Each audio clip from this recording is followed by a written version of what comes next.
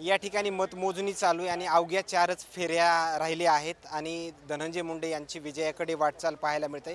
मात्र उत्सुकता लागली सगळ्या कार्यकर्त्यांना की राज्याचे कृषी मंत्री धनंजय मुंडे हे आता नेमकं कधी बाहेर येतात आणि उत्साहामध्ये जल्लोषामध्ये हे मिरवणूक देखील निघेल। मात्र ते अगोदर जे आहेत ते राष्ट्रवादी काँग्रेसचे जिल्हाध्यक्ष राजेश्वर आबा चव्हाण माझ्यासोबत आहेत। एक अभूतपूर्व विजय परळी मतदारसंघामध्ये पाहायला मिळतोय। मात्र महाराष्ट्राचं देखील चित्र वेगळं। पहिल्यांदा सर्व परळी विधानसभा मतदारसंघातील कार्यकर्त्यांचे मतदारांचे जाहीर आभार। कारण हे काम हे जी मतं मिळाली ती साहेबांनी केलेली सेवा मतदारसंघातली आणि काम याच्याकडे बघून मतदारांनी साहेबाला भरभरून आशीर्वाद दिलेले आहे।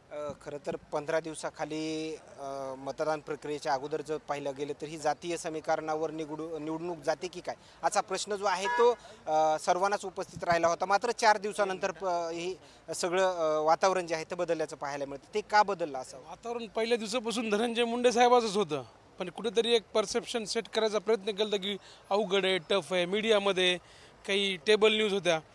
पण परळी विधानसभा मतदारसंघ हा मुंडे परिवाराचा गड राहिलेला आहे आणि गड कायम राहणार आहे। स्वर्गीय गोपीनाथरावजी मुंडे साहेब असतील, आदरणीय पंकजाताई असतील आणि धनुभाऊ, त्यामुळे हा मुंडे परिवाराचा गड आहे आणि हा गड अबाधित राहिला आहे।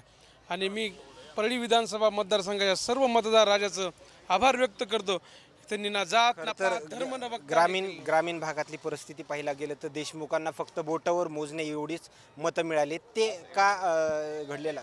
नाही, ग्रामीण भागातून म्हणा किंवा शहरातून म्हणा, जसं की तुम्ही शहरात म्हणताय, शहरची टीम आमची इथंच आहे, 40,000ची लीड आहे। या उलट आमच्या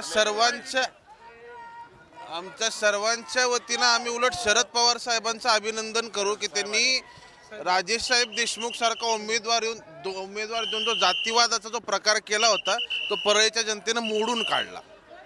शहरामधून देखील मोठ्या प्रमाणामध्ये मतदान झाले। कोणकोणत्या कामावर विश्वास आणि लाडकी बहीण योजना असेल त्याचा काही परिणाम वगैरे मोठा इफेक्ट झाला? मुंडे साहेबावर विश्वास आहे सगळ्या परळीचा। वाल्मिकांना कराड दररोज 24 तास काम करतात, त्याच्यामुळं परळीतल्या लोकांनी 40,000 मताची लीड दिली आहे आणि हे न विसरणारी गोष्ट आहे सगळ्यांसाठी, एवढा विषय आहे। एकीकडे पाहिला गेलं तर मोठ्या प्रमाणामध्ये कार्यकर्ते आता उत्साही झालेत। मात्र राज्याचे कृषी मंत्री धनंजय मुंडे जे आहेत ते आता मतमोजणीच्या 4थ्या फेरीनंतर याच ठिकाणाहून बाहेर पडतील। मात्र पोलीस प्रशासनाचा मोठा तगडा बंदोबस्त जो आहे तो या ठिकाणी पाहायला मिळतोय। मात्र आणखीन काय अपडेट्स मिळतील का हे देखील पाहणं तेवढंच महत्त्वाचं ठरणार आहे। कॅमेरामॅन उमाकांत फडसोबत सचिन मुंडे, सूर्यदुज मीडिया, बीड, परळी।